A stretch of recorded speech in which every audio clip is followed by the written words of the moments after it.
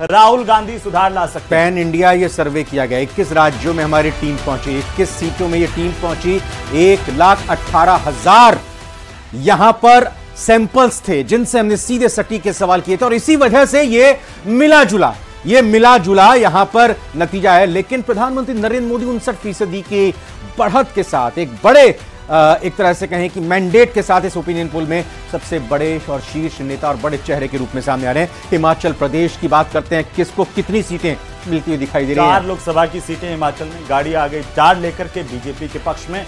और आप अपनी टीवी स्क्रीन पर देख रहे हैं कांग्रेस के खाते में यहां पर हिमाचल में कुछ भी नजर नहीं आ रहा है, यानी कि शून्य। और अदर्स के खाते में भी शून्य, क्योंकि 4 लोकसभा की सीटें और 4 की 4 सीटों पर भारतीय जनता पार्टी का कब्जा होने जा रहा है इस सर्वे के मुताबिक, लोगों की राय के मुताबिक।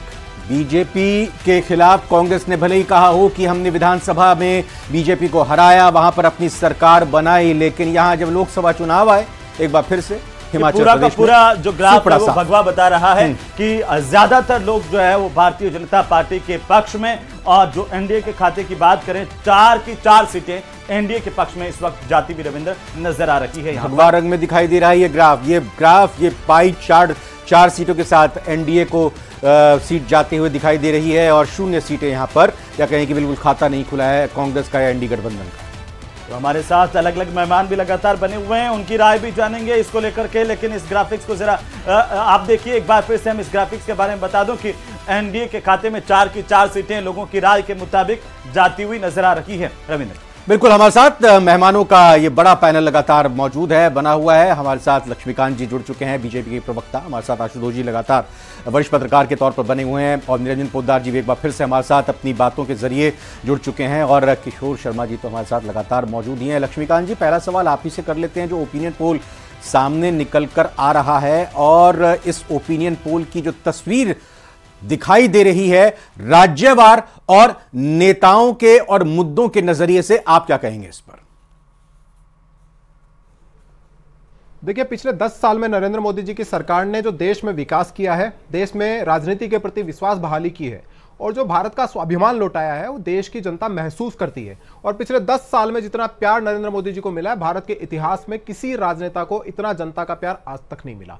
देश में जो यूपीए का शासन था 10 वर्ष पहले, वो लोगों ने देखा, और जिस तरीके से अलग अलग राज्यों में कांग्रेस पार्टी कुछ समय के लिए सत्ता में आती है, उस सरकार को भी लोगों ने देखा, और उसी का परिणाम है कि लगातार 2 शासन देने के बाद, पूर्ण बहुमत की सरकार देने के बाद तीसरी बार हम पूरा रिकॉर्ड तोड़कर सरकार बनाने जा रहे हैं। और ये इसलिए क्योंकि नरेंद्र मोदी इस देश में ही नहीं बल्कि दुनिया में एक ऐसे विश्वसनीय नेता हैं जिनकी जबान की ताकत है, जिनकी गारंटी की ताकत है, वो जो कहते हैं वो करते हैं। आज तक भारत के इतिहास में ऐसा कोई नेता नहीं हुआ जिसने अपने नींव का पत्थर लगाया, बड़े से बड़े प्रोजेक्ट का, और उसका उद्घाटन भी अपने ही कार्यकाल में किया है। जो विकास के काम, जो योजनाएं केवल कागजों में चला करती थी, उसको धरातल पर उतार कर देने का काम नरेंद्र मोदी जी की सरकार ने किया है, और वो देश की जनता ने महसूस किया है। अगर आप राजस्थान की बात करेंगे तो यहां चुनाव की लड़ाई तो है ही नहीं। यहां पर स्थिति यह है कि कांग्रेस पार्टी के नेता ये महसूस करते हैं या जानने की कोशिश में है कि वो कौन 20-22 लोग हैं जो 5 लाख से ज्यादा हारेंगे, और कौन से वो 2-4 खुशनसीब लोग हैं जो 5 लाख से कम हारेंगे। इससे ज्यादा की लड़ाई राजस्थान में है ही नहीं। पूरा देश आज नरेंद्र मोदी के साथ है, नरेंद्र मोदी की गारंटी के साथ है, देश में जो विकास चल पड़ा है उसके साथ है, देश का जो स्वाभिमान लौटा है उसके साथ है, और आज दुनिया भर में भारत की ताकत बनी है उसके साथ है। जो core issue Bharatiya Janata party के उसकी स्थापना के समय से लेकर आज तक थे, नरेंद्र मोदी जी की सरकार ने उनके नेतृत्व में एक के बाद एक उन सब असंभव कार्यों को पूरा करके दिखाया जिसके बारे में देश की जनता भी नहीं सोचती थी, और जो दूसरे राजनीतिक दल हैं वो तो सोच ही नहीं सकते थे कि 370 हट जाएगी, 500 वर्षों का राम मंदिर का सपना पूरा हो जाएगा, 3 तलाक से मुक्ति मिल जाएगी, सीएए का कानून में संशोधन हो जाएगा। जो ऐसे कोर इशू जो देश की, किशोर शर्मा जी, जो बीजेपी ने कहा अपने घोषणा पत्र में शामिल किया, वो वादे पूरे कर लिए हैं। और हमने जो ओपिनियन पोल के जरिए एक सवाल पूछा था उसको भी आपने सुना, देखा। 59% प्रधानमंत्री नरेंद्र मोदी पर देश के नेता के तौर पर भरोसा जता रहे हैं, राहुल गांधी 21% और बाकी ममता बनर्जी 9% और साथ ही साथ अरविंद केजरीवाल भी 9%। देखिए वीरेंद्र, सटीक विश्वसनीयता शब्द का आपने इस्तेमाल किया। ऐसा लग रहा है कि आपने से बीजेपी कार्यकर्ताओं के साथ ओपिनियन लेके फिक्स कर लिया है। आपके आंकड़े आप कुछ भी दिखा सकते हैं, लेकिन ये पत्रकारिता के प्रति कोई अच्छा धर्म नहीं निभा रहे आप लोग। साफ दिख रहे हैं चेहरे जो भारतीय जनता पार्टी कार्यकर्ता पदाधिकारियों के साथ आप ओपिनियन ले रहे हो। तो ये क्या, ये कांग्रेस केरल में कांग्रेस के यूडीएफ गठबंधन को 14 सीटें मिल रही हैं सर। पत्रकारिता का कांग्रेस एक पाठ मत पढ़ाइए, आप भी पत्रकार रह चुके हैं, है ना। ये जो पाठ आप पढ़ के आए हैं कॉलेज यूनिवर्सिटी से, वो पाठ नहीं पढ़ा हुआ है, इसलिए थोड़ा सा हमको ज्यादा समझाने की कोशिश मत कीजिए। जो सवाल आपसे किया जा रहा है सर, जो डिबेट में आप लोग बुलाते हैं, नहीं सर, डिबेट में बुलाया है, आप जवाब दीजिए ना।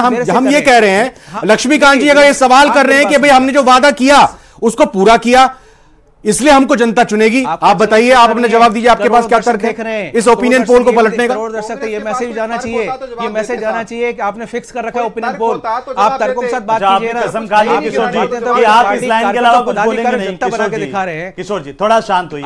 आप गलत कर रहे हैं, किशोर जी न्याय नहीं कर रहे, सुनिए, आप गलत कर रहे हैं। एक मिनट शांत होइए किशोर जी, मेरा निवेदन आपसे, एक मिनट शांत होइए। आप पत्रकार रह चुके, आप सुनिए तो सही। आप सुनिए सर, आप सुनिए किशोर जी, हाँ मैं इसीलिए बात कर रहा हूँ। किशोर जी, आप उसी ईमानदारी से करिए। किशोर जी, मेरा निवेदन, आप एक बार शांत होइए, एक बार शांत होइए। अभी बीजेपी लगातार ये दावा कर रही है कि हमने जो कहा वो करके दिखाया। आपसे इतना जानना चाह रहे हैं, आपका व्यू क्या है, आपकी पार्टी का व्यू क्या है? पत्रकारिता धर्म को निभाइए, आप ईमानदारी से करिए सारी चीज। हम क्या निभाएं? आप तो निभाइए प्रवक्ता का धर्म, आप सिर्फ पत्रकारों के खिलाफ बोल रहे हैं। आप सरकार में जो पार्टी है उसको लेकर के बात कीजिए ना सर, आप जनता की राय को लेकर के बात कीजिए। आप अपना धर्म नहीं निभा पा रहे हैं और कांग्रेस की हालत क्या होती जा रही है, ये सब अगर आप ऐसे ही करते रहेंगे, कांग्रेस की स्थिति तो वैसे ही खराब होती जा रही है। राय ले रहे हैं, सुनिए ना सर, कर रहे हो ओपिनियन। अरे आप क्यों चिंता कर रहे हैं? आशुतोष जी, आप भी वरिष्ठ पत्रकार हैं, आप भी वरिष्ठ पत्रकार हैं। ये जो पाठ और ज्ञान आज किशोर शर्मा जी दे रहे हैं, किशोर शर्मा जी जो दे रहे हैं, इस पर थोड़ा आप जरूर कुछ ना कुछ रोशनी डालना चाहेंगे।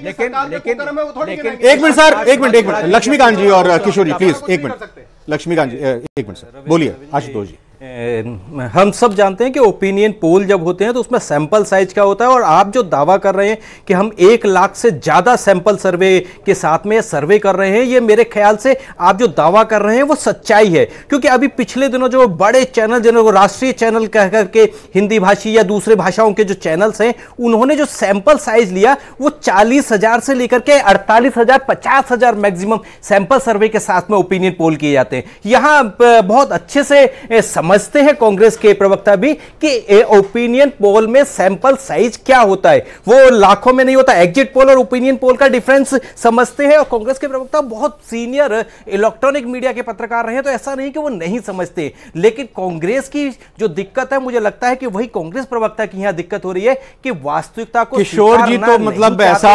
यही कारण है कि आज जो बीजेपी समझ रहे हैं कि ओपिनियन पोल वाकई में जैसे नतीजे के जरिए सामने आ रहा है। देखिए ओपिनियन पोल और एग्जिट पोल तो पंजाब के जब विधानसभा चुनाव आए थे तब भी सामने आए थे, और उसमें फिर किस तरीके से लैंडस्लाइड विक्ट्री आम आदमी पार्टी की हुई थी, सब धरे के धरे रह गए थे।